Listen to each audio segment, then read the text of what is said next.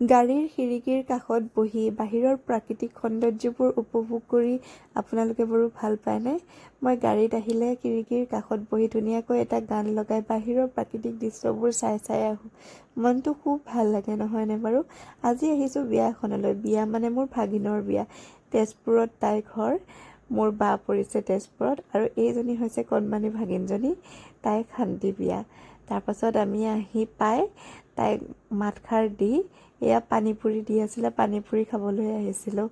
পানীপুৰি পৰঠাত যে ইমানেই ভিৰ আছিল নহয়, কি ক'ম আৰু। পানীপুৰি বুলিলে আমাৰ মাইকী মানুহবিলাকৰ এনেও লোভৰ পানী পৰে নহয়নে বাৰু? তাতে সকলো মাইকী মানুহবিলাক একদম ভিৰ মাৰি আছিলে জানেনে পানীপুৰি জেগাখিনিত। তাৰপাছত পানীপুৰি খাই আহি আকৌ মেইন কোৰ্ছত আহিলোঁ।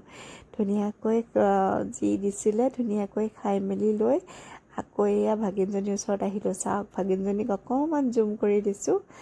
তাৰপাছত আৰু কাষত সেয়া দুগৰাকী সখী বহাই লৈছে।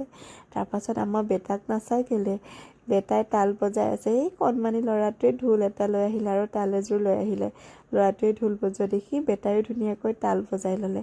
তাৰপাছত আৰু সকলোকে টাটা বাই বাই দি আৰু ঘৰলৈ উভতিলোঁ। তাৰপাছত চাওকচোন দলঙৰ ওপৰত পাই আকৌ এটা ভিডিঅ' বনালোঁ।